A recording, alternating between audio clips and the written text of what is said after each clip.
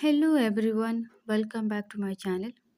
मेरे चैनल पे जो कोई भी नए आ रहे हैं प्लीज़ सब्सक्राइब कर लीजिए।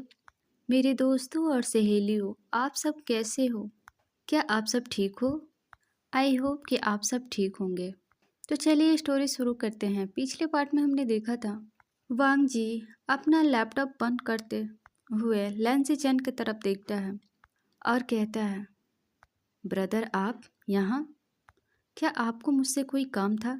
वांगजी की आवाज़ सुनकर लैंसी चैन अपने फ़ोन को बंद कर देते हैं और लैंसी चैन वांगजी की तरफ देखते हुए कहते हैं, क्यों, मुझे यहाँ नहीं आना चाहिए? वैसे मुझे तुमसे कुछ सवाल पूछने थे, क्या मैं पूछ सकता हूँ? वांगजी लैंसी चैन की तरफ देख रहा था। शायद उसे पहले से पता था कि लैंसी चैन उससे क्या जानना चाहते हैं। तभी लैंसी चैन वांगजी की तरफ देखते हुए कहते हैं, वांगजी, तुम विंग को जबरदस्ती उठाकर तुम यहाँ लाए हो।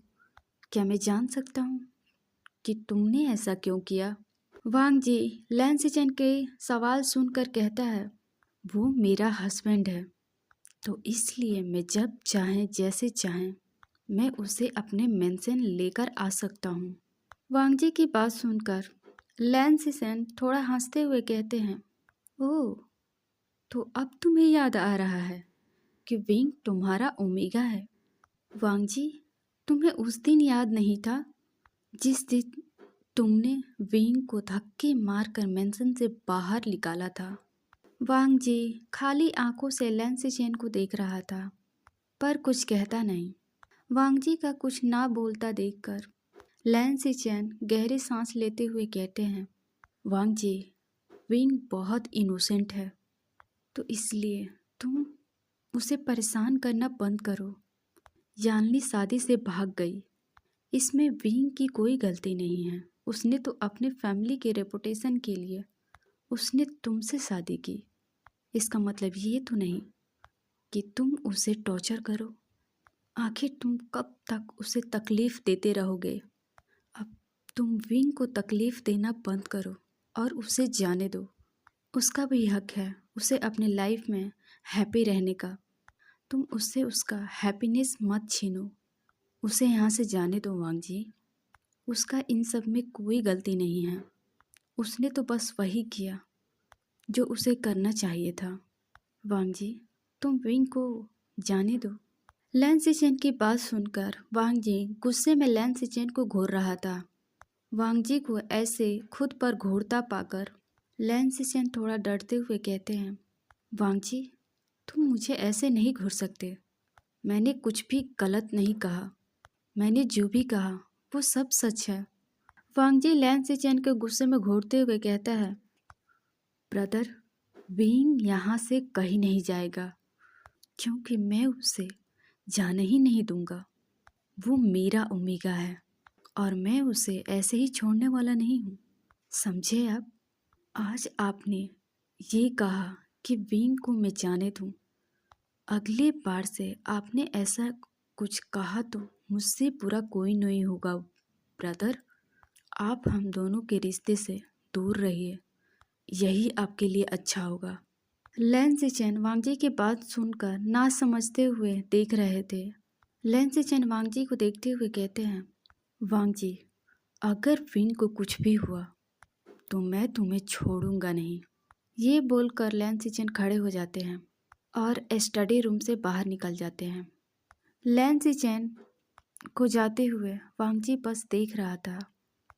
जब लैंसी चैन अपने रूम में जाते हैं तो जेंग चेंग के पास कॉल लगाते हैं। जेंग चेंग इस वक्त अपने ऑफिस में था।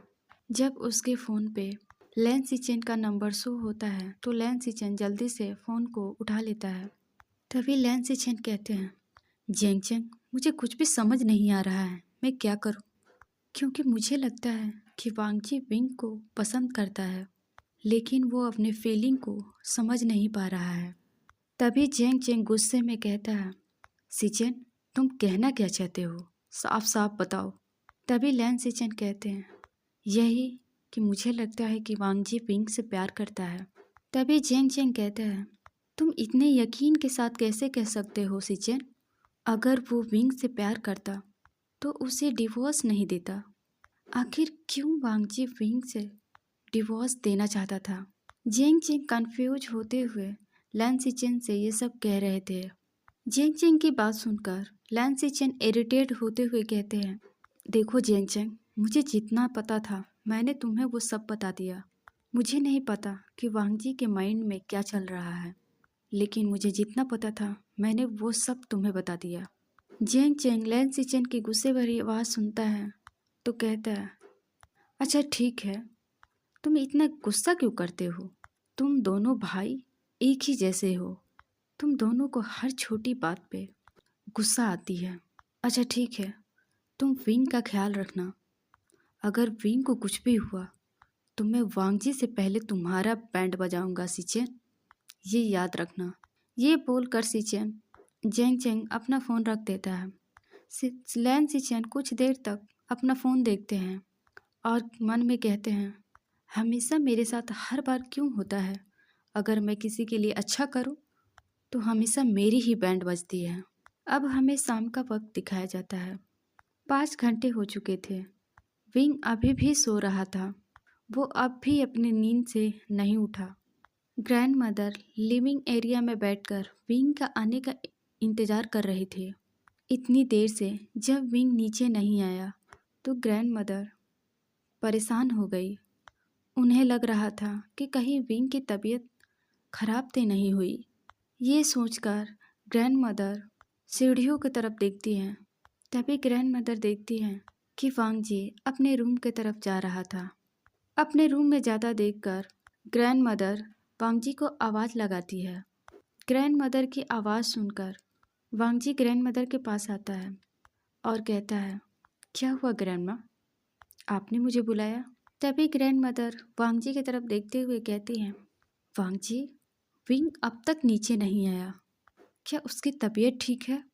कहीं वो बीमार तो नहीं है? वांगजी ग्रैंड मदर की बात सुनकर कहता है, ग्रैंड मदर आप चिंता मत करो, मैं अभी जाकर देखता हूँ। ये बोलकर वांगजी अपने रूम में जाता है तो देखता है विंग बेड पर गहरी नींद में सो रहा था, वो भी पिलो को हक करके। वांगजी ने जो ब्लैंकेट विंग के ऊपर किया था वो ब्लैंकेट इस वक्त ज़मीन पर गिरा पड़ा था। विंग इस वक्त किसी बेबी की तरह सो रहा था। वो सोते हुए बहुत क्यूट लग रहा था। वांगजी विंग को ऐसे सोते हुए देखता है तो उसके फेस पे एक टेढ़ी स्माइल आ जाती है। वांगजी अपने पॉकेट से फ़ोन निकालता है और विंग की सोते हुए पिक्चर क्लिक करता है और अब फ़ोन को अपने पॉकेट में फिर से डाल लेता है। वांगजी अब गहरी सांस लेता है और मन में कहता है, नीचे ग्रैंड मदर इसके लिए चिंता कर रही हैं और ये यहाँ घोड़े बेच कर सो रहा है। क्या ऐसे कोई सोता है? ये बोलकर वांगजी बेड के पास जाता है और जो ब्लैंकेट नीचे गिरा पड़ा था वांगजी उसे उठाकर बेड पे रख देता है और विंग के फेस को देखने लगता है। वांगजी विंग का इनोसेंट फेस देख रहा था। विंग सोता हुआ एक बेबी की तरह लग रहा था। वांगजी को विंग इस वक्त बहुत क्यूट लग रहा था। न चाहते हुए भी वांगजी के फिंगर विंग के फेस पर मूव हो रहे थे। वांगजी अपने फिंगर को विंग के फेस पे रफ करते हुए कहता है, मेरी ब्यूटीफुल वाइफ, कितना सोओगे? अब तुमने बहुत सो लिया, इसलिए अब उठ जाओ। तुम्हें नीचे ग्रैंड मदर कब से बुला रही हैं। अब चलो एक अच्छे बच्चे की तरह उठ जाओ। विंग जो नींद में था वो नींद में ही वांगजी को हाथों को कस के पकड़ लेता है। वांगजी जब विंग की ऐसी हरकत देखता है तो उसके फेस पे स्माइल आ जाती है। इस बार वांगजी विंग को प्यार से नहीं उठाता है। वांगजी पास के टेबल पर रखा पानी का गिलास उठाता है और विंग के फेस पे वो पूरा पानी डाल देता है। विंग को जैसे ही अपने फेस पर पानी महसूस हुआ वो जल्दी से उठकर बेड पे बैठ जाता है। विंग गुस्से में वांगजी को देखते हुए कहता है, ये क्या बदतमीजी है? वांगजी कुछ ना बोलते हुए विंग को टाइम को और इशारा करता है। तभी विंग गुस्से में कहता है, हाँ मुझे दिख रहा है, मैं कोई ब्लाइंड नहीं हूँ। वांगजी घूर कर विंग को देखता है, लेकिन वांगजी का गुस्सा अब विंग को फर्क नहीं पड़ा। वो अपना मुंह बनाते हुए बेड से उठ जाता है और फ्रेश होने के लिए चला जाता है। वांग जी जाते हुए विंग को देख रहा था। वांग जी वहीं पास के सोफे पे बैठ जाता है और अपना कुछ फाइल चेक करने लगता है। विंग वॉशरूम में चेहरा धोते हुए कहता है, डेविल लैन वांग जी, समझता क्या है खुद को? वो मुझे प्यार से भी तो उठा सकता था। मेरे ऊपर पानी डालने की क्या ज़रूरत थी? वो पानी कितनी कोल्ड थी। विंग वांग जी को कुछ देर कोसने के बाद फ्रेश होकर बाहर आता है। जब विंग बाहर आता है तभी वांग जी अपनी नज़र उठाकर विंग को देखता है। विंग ने नाइस सूट पहना था जिसमें वो काफ़ी खूबसूरत लग रहा था। विंग गुस्से से वांग जी को घूरते हुए अपने रूम से निकल जाता है। विंग जब लिविंग एरिया में आता है तो देखता है ग्रैंड मदर लिविंग एरिया में बैठी थी। ग्रैंड मदर विंग को अपनी ओर आता देखकर कहती है, विंग तुम ठीक हो? मैं तुम्हारे नीचे कब से वेट कर रही थी, लेकिन तुम नीचे नहीं आए। तुम ठीक तो हो ना? विंग ग्रैंड मदर के पास जाकर सोफे पे बैठते हुए कहता है, कुछ नहीं ग्रैंड माँ, वो बस मैं सो गया था और मुझे इतनी गहरी नींद कब आ गई मुझे पता ही नहीं चला। सॉरी ग्रैंड माँ, मुझे वक्त का पता नहीं चला। ग्रैंड मदर विंग की बात सुनकर स्माइल करने लगती हैं। वो दोनों काफ़ी देर से लिविंग एरिया में बैठकर आपस में बात कर रहे थे। तभी वहाँ लैन सिचेन आ जाते हैं। विंग जब लैन सिचेन को लिविंग एरिया में आते देखता है तो वो खुश हो जाता है, क्योंकि लैन सिचेन हमेशा विंग की परवाह करते थे और विंग और लैन सिचेन के बीच काफ़ी अच्छा बनती भी थी। वो दोनों काफ़ी हद तक फ्रेंडली भी हो चुके थे। लैन सिचेन को विंग का साथ अच्छा लगता था, विंग को लैन सिचेन का साथ अच्छा लगता था। लैन सिचेन जब आते हैं तो विंग को कहते हैं, क्या विंग तुम ठीक हो?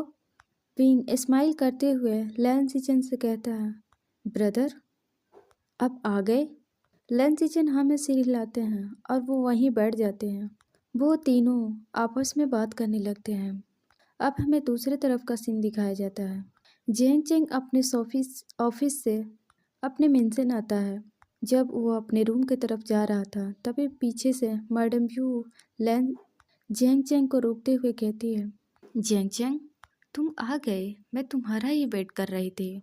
जेंग चेंग मैडम यू को इग्नोर करते हुए अपने रूम की तरफ जाने लगा और जाते हुए सर्वेंट से कहता है, प्लीज़ मेरे लिए कॉफ़ी लेकर मेरे रूम में आओ।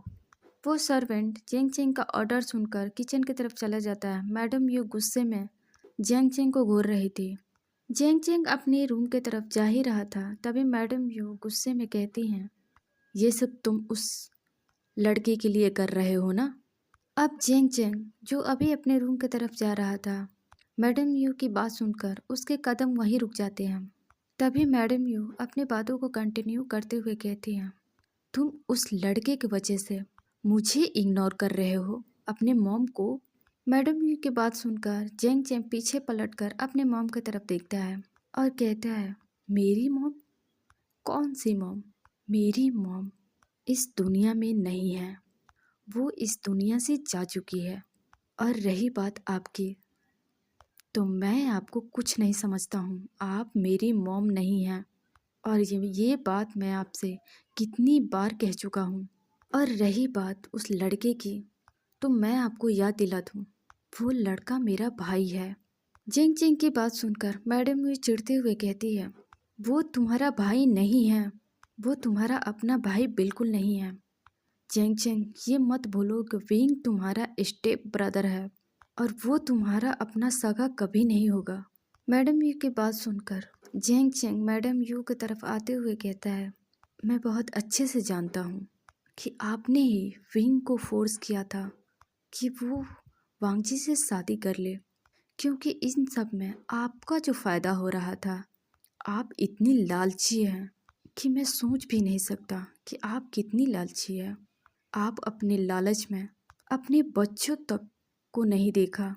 जान ली आपसे कहती रही कि वो किसी और से प्यार करती हैं, फिर भी आपने वांगजी के साथ उसका रिश्ता तय किया, क्योंकि इसमें आपका फ़ायदा था। जब सीजे यहाँ से भाग गई तब आपने विंग को फोर्स किया कि वो वांगजी से शादी कर ले। मुझे अच्छे से पता है मॉम कि आप विंग के लिए कभी अच्छा नहीं सोचती है।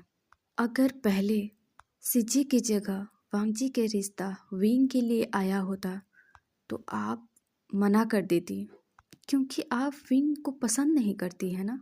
मेरी गैर मौजूदगी में आपने मेरे भाई की लाइफ खराब कर दी, लेकिन अब मैं आपको ऐसा करने नहीं दूंगा। आपने जो मेरे भाई के साथ किया है उसकी कीमत आपको चुकाना होगा।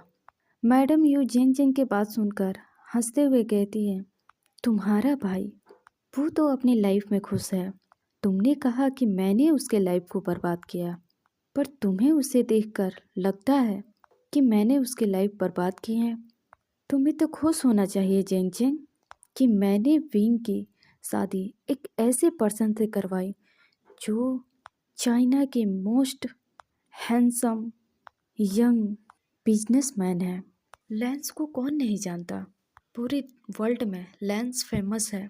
अगर मैंने उसकी शादी उस लैन वांगजी से नहीं कराई होती तो आज तुम्हारा भाई किसी सड़क छाप अल्फा से किसी सड़क छाप अल्फा के साथ होता। तुम्हें तो अपने मॉम के डिसीजन पे खुश होना चाहिए कि तुम्हारे मॉम ने विंग के साथ जो भी किया अच्छा किया, उसके भले के लिए किया। तभी जेंग चेंग गुस्से में अपने मॉम की तरफ घूरते हुए कहता है, वो आपकी मजबूरी थी, नहीं तो आप विंग के लिए अच्छा कभी नहीं चाहती। जहाँ तक मुझे पता है, मैं आपको अच्छे से जानता हूँ कि आप कितनी लालची है और अपनी लालच में अपने बच्चों तक को भी नहीं देखती हैं। ये बोलकर चेंग चेंग अपने रूम में चला जाता है। मैडम ये वहीं गुस्से से उबल रही थी। वो गुस्से में अपने रूम की तरफ चली जाती हैं। जिंग जिंग जब अपने रूम में जाता है तो वो काउच पे जाकर बैठ जाता है और कुछ अपने प्यार बीते यादों को सोचने लगता है। तो चलिए हम थोड़ा सा फ्लैशबैक देखते हैं। लैन वांगजी और यानली एक ही कॉलेज में पढ़ते थे। वांगजी अपने कॉलेज का सबसे फेमस हैंडसम बॉय था। उसके पीछे सारी ओमेगास फिदा थी, पर लैन वांगजी किसी की तरफ अपनी नज़र उठाकर भी नहीं देखता। लैन वांगजी चाइना के नंबर 1 बिजनेसमैन की सन था और इसलिए सारी लड़कियां चाहती थी कि वो वांगजी के साथ डेट करे, लेकिन वांगजी किसी के साथ डेट करने के लिए तैयार नहीं था। वहीं मैडम यू को जब पता चला था कि यानली और वांगजी एक ही क्लास में हैं, तो वो यानली को फोर्स करने लगी कि यानली वांगजी को अपनी जाल में फंसाए और वो दोनों डेट करे। लेकिन यानली पहले से जिन जुस्वान को पसंद करती थी, लेकिन उसने कभी हिम्मत नहीं हुई कि वो बात जिन जिस्वान को बताए। और जिंग जिस्वान जो हमेशा कोल्ड फेस लिए रखता था, वो किसी भी ओमेगास की तरफ देखता भी नहीं था। यानली हमेशा से चाहती थी कि जिन जुस्वान एक नज़र उसे देख ले, लेकिन ऐसा नहीं होता था। वहीं जेंग चेंग वांगजी का बेस्ट फ्रेंड था। वो दोनों आपस में बहुत अच्छे दोस्त थे। जेंग चेंग अपनी मॉम को बहुत अच्छे से जानता था कि वो उसके सीजी को फोर्स कर रही हैं ताकि वो वांगजी को डेट करे, लेकिन वांगजी को अच्छे से जानता था कि वांगजी किसी भी उम्मीदगास की तरफ अपनी आंख उठाकर भी नहीं देखता। लेकिन फिर भी जेंग चेंग चुप रहा, क्योंकि जेंग चेंग जानता था कि वांगजी बहुत अच्छा पर्सन है। भले ही कोल्ड हार्टलेस है, लेकिन वो अपनों के साथ एकदम लॉयल रहता था। ऐसे ही दिन बीत रहे थे। ये तीनों हमेशा साथ में रहते थे। वांगजी को यानली का साथ होना थोड़ा अच्छा लगता था। वो हमेशा जेंग जेंग के वजह से यानली के साथ हो पाता था। अगर उन दोनों के साथ जेंग जेंग नहीं होता तो वांगजी यानली के तरफ देखता भी नहीं। अब ये फ्लैशबैक यहीं खत्म होती है। जेंग जेंग अपने रूम में बैठकर किसी की तस्वीर को देख रहा था। वो कोई और नहीं, कॉन्सन सरन थी, जिन्होंने यानली और जेंग चेंग को पाल पोस कर बड़ा किया था। तब विंग नहीं था। जेंग चेंग कॉन्सन सरन की तरफ देखते हुए कहता है, mom, I really miss you. आप हमें क्यों छोड़कर चली गई? मॉम, आप तब से मेरे साथ हो जब मेरे मॉम ने हम दोनों भाई बहन को छोड़ दिया था।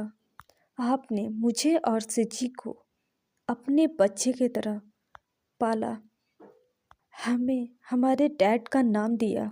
जब मेरी मॉम ने मुझे और सिची को छोड़ दिया था, तब आप ही थे जो हम दोनों को संभाला, मुझे और सिची को अपने बच्चों की तरह पाला।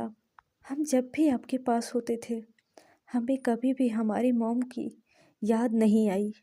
आपने हमारे मॉम की कमी को महसूस नहीं होने दिया। सॉरी मॉम, मैं आपका अच्छा बेटा नहीं बन सका। आप हमेशा कहा करती थी कि मैं बेबी को सबसे प्रोटेक्ट करूँगा, लेकिन मैं नहीं कर पाया मॉम। मैं नहीं कर पाया। मैं बेबी को प्रोटेक्ट नहीं कर पाया। उन लोगों ने विंग को चोट पहुंचाने की कोशिश की। मैं उन सभी से विंग को प्रोटेक्ट नहीं कर पाया। लेकिन अब मैं आपसे वादा करता हूँ, मैं विंग को कुछ भी नहीं होने दूंगा। मैं हमेशा उसे प्रोटेक्ट करूँगा। मैं अपने ओमेगा भाई को सबसे प्रोटेक्ट करूँगा। ये बोलकर जेंग चेंग उस फोटो को अपने चेस्ट से लगाकर जोर जोर से रोने लगता है। अब हमें दूसरे तरफ का सीन दिखाया जाता है। लैन हाउस में इस वक्त वांग जी अपने रूम में बैठा था और अपने ऑफिस का काम कर रहा था। तभी उसके पास किसी का कॉल आता है। वांग जी कॉल उठा लेता है। तभी सामने से एक पर्सन का आवाज़ आती है, बॉस, मैंने उसे ढूंढ लिया है। उस पर्सन की बात सुनकर वांग जी डबल स्माइल करता है और कहता है, गुड जॉब, तुमने अच्छा किया है। और हाँ, तुम दोनों पार्टी में ज़रूर आना। मैं चाहता हूँ कि तुम दोनों उस पार्टी में मौजूद रहो और तुम दोनों को उस पार्टी में होना बहुत ज़रूरी है।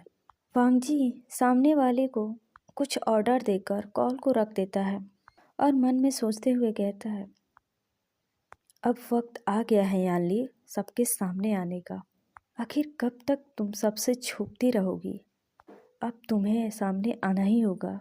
और मुझे अच्छे से पता है मैडम यू को सरप्राइज मिलवाना है। मैं तो बहुत एक्साइटेड हूँ। उनका वो उतरा हुआ फेस देखना मुझे बहुत अच्छा लगता है। ये सोचकर वांग जी डबल स्माइल करने लगता है।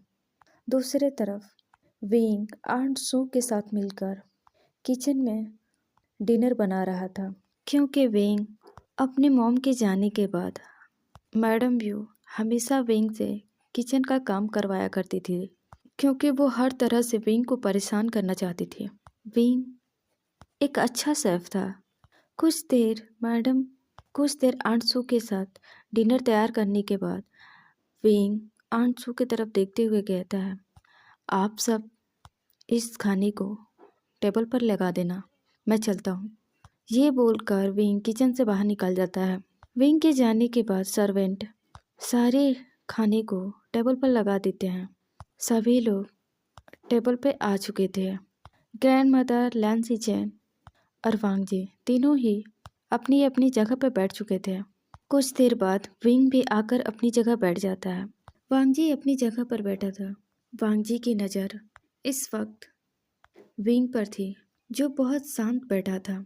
विंग अपनी जगह से उठता है और ग्रैंड मदर के पास जाता है। उनके बाउल में कुछ खाना सर्व करते हुए कहता है, ग्रैंड मदर, अब टेस्ट करो ना। अब टेस्ट करके बताओ कि ये कैसा लग रहा है। विंग की बात सुनकर ग्रैंड मदर स्माइल करती है और बाउल से उस खाने को टेस्ट करती है और स्माइल करते हुए कहती हैं, विंग, तुमने इसे बहुत अच्छा बनाया है, मुझे ये बहुत पसंद आया। ये बोलकर ग्रैंड मदर मज़े से नूडल्स खाने लगती हैं। तभी लैन सिचेन विंग की तरफ देखते हुए कहते हैं, बेबी, मुझे बहुत ज़ोर की भूख लगी है, अब मुझे भी खाना सर्व करो। लैन सिचेन की बात सुनकर विंग लैन सिचेन की तरफ बढ़ता है। तभी वांग जी विंग का हाथ पकड़ लेता है। वांग जी लैन सिचेन की तरफ गुस्से में घूरते हुए कहता है, ये आपको डिनर सर्व क्यों करेगा? आपके पास आपके दो हाथ हैं, तो आप खुद अपने लिए खाना निकाल कर खा सकते हैं। मैं नहीं चाहता कि मेरी ओमेगा किसी अदर अल्फ़ा को अपने हाथों से खाना सर्व करे। मुझे ये बिल्कुल पसंद नहीं। वांग जी की बात सुनकर लैन सिचेन की फेस ही बन जाती है। ग्रैंड मदर जो लैन सिचेन को देख रही थी और अपने खाना खा रही थी, तभी विंग वांग जी से अपना हाथ छुड़ाते हुए कहता है, छोड़िए मेरा हाथ। वांग जी घूर कर विंग को देखने लगता है और गुस्से में कहता है, अपनी जगह चुपचाप बैठ जाओ। वांग जी वहीं खड़ी आंट सू की तरफ देखता है तो आंट सू वांग जी के पास आती है। वांग जी कहता है, आप खाना सर्व करो। आंट सू लैन सिचेन के पास जाती है और लैन सिचेन के बाउल में कुछ खाना रख देती है, नूडल्स रख देती है, जो लैन सिचेन अपना मुंह बनाते हुए खाने लगते हैं। जब वो नूडल्स खाते हैं तो उन्हें वो नूडल्स बहुत पसंद आता है। विंग वांग जी को गुस्से में घूर रहा था। विंग गुस्से में अपना हाथ छुड़ाकर वहीं पास वाले टेबल पर बैठ जाता है। विंग एक सर्वेंट की तरफ देखता है, कुछ इशारा करता है। विंग के इशारा पाते ही वो सर्वेंट किचन की तरफ चली जाती है। वांग जी जैसे ही वेजिटेबल निकालता है तभी विंग रोकते हुए कहता है, आप इसे मत खाना क्योंकि आपको इससे एलर्जी है। तभी वांग जी को याद आता है कि वो तो ये वेजिटेबल नहीं खा सकता। तभी विंग कहता है, मैंने आपके लिए दूसरा बनाया है, मेट लेकर आती ही होगी। वांग जी कुछ नहीं कहता है। वांग जी बस अपने मन में कहता है, विंग को मेरी हर पसंद के बारे में पता है। मैं क्या खाता हूँ, क्या पहनता हूँ, जितना मैं नहीं जानता उतना विंग जानता है। शायद मैंने विंग पर ध्यान नहीं दिया, लेकिन विंग ने हमेशा मुझ पर ध्यान दिया, क्योंकि वांग जी शादी के 1 महीने बाद विंग को छोड़कर चाइना से बाहर चला गया था अपने बिजनेस के सिलसिला में। वांग जी चाइना वापस आया 4 मंथ के बाद। अब वांग जी को अपने किए पर पछतावा हो रहा था। अब वांग जी को बुरा लग रहा था कि उसने विंग के साथ इतना बुरा किया ही क्यों। तभी वांग जी को विंग की आवाज़ सुनाई देती है जो कह रहा था, अब जल्दी खाओ वरना खाना ठंडा हो जाएगा। वांग जी हाँ में सिर हिलाता है और अपने बाउल से खाना खाने लगता है। तभी सर्वेंट एक बाउल में वेजिटेबल लेके आती है और वांग जी के सामने रख देती है। विंग हंसते हुए कहता है, ये मैंने बनाया है, आप टेस्ट करके बताओ ये कैसा लग रहा है। वांग जी कुछ नहीं कहता, वो बस उस वेजिटेबल का एक बाइट लेता है और उसकी आंखें शौक से बड़ी हो जाती है। वो विंग की तरफ देखने लगता है जो चुपचाप अपने सर नीचे करके अपने बाउल से खाना खा रहा था। वहीं लैन सिचेन खाने का तारीफ कर रहे थे कि विंग जैसा कोई भी अच्छा खाना नहीं बना सकता। विंग सबकी बातें सुनकर डेविल स्माइल देते हुए वांग जी को देख रहा था, जो वांग जी अपने बाउल से वेजिटेबल खाते हुए विंग को देख रहा था। वांग जी चुपचाप वो वेजिटेबल खा रहा था। वांग जी को इस तरह खाते हुए देखकर विंग हैरान था। विंग अपने मन में कहता है, मैंने इसमें इतना सारा स्पाइसी मिलाया लेकिन इस टेबल को कोई फर्क ही नहीं पड़ रहा। मैंने इस वेजिटेबल में पूरे भर भर के स्पाइसी मिलाया है, तो फिर इससे क्यों फर्क नहीं पड़ रहा। इसे तो चिल्लाना चाहिए, पर ये इतना शांत क्यों है। वांग जी की हालत इस वक्त बहुत बुरी थी, पर वो अब किसी को अपनी हालत के बारे में दिखाता नहीं है। वो चुपचाप सारे वेजिटेबल को ख़त्म करता है और वो बिना शिकायत के वो अपने डिनर को कंप्लीट करता है। वांग जी के आइज़ इस वक्त रेड हो चुकी थी। वांग जी अपनी जगह से खड़ा होता है और कहता है, मेरा हो गया, मैं चलता हूँ। विंग हैरान होकर वांग जी को देख रहा था। वांग जी की आंखें रेड देखकर विंग मन में कहता है, ये डबल लैन वांग जी खुद को समझता क्या है। इतना स्पाइसी खाने के बाद भी इसे कोई फर्क नहीं पड़ा। इसने इतने सारे स्पाइसी से भरी वेजिटेबल पूरी के पूरी ख़त्म कर दिया। ये सच में डबल लैन वांग जी ही है। अब वांग जी ज़्यादा देर वहाँ नहीं रुक सकता था, इसलिए वो जल्दी से अपने रूम की तरफ बढ़ गया। विंग जाते हुए वांग जी को देख रहा था और अपने खाने को ख़त्म करने की कोशिश कर रहा था। वांग जी जल्दी से अपने रूम में जाता है और टेबल पर पड़े पानी को पीने लगता है। इतने पानी पीने के बाद भी वांगजी को अपने माउथ की जलन कम नहीं हुई। जलन की वजह से वांगजी की आंखों में लगातार आंसू थे। वांगजी को जलन के साथ साथ अपने पेट में दर्द महसूस हो रही थी। वो अपने स्टमक को जोर से पकड़ लेता है और दर्द से कराहने लगता है। तो चलिए गाइस, मैं इस स्टोरी को यहीं रोकती हूँ। आज की ये स्टोरी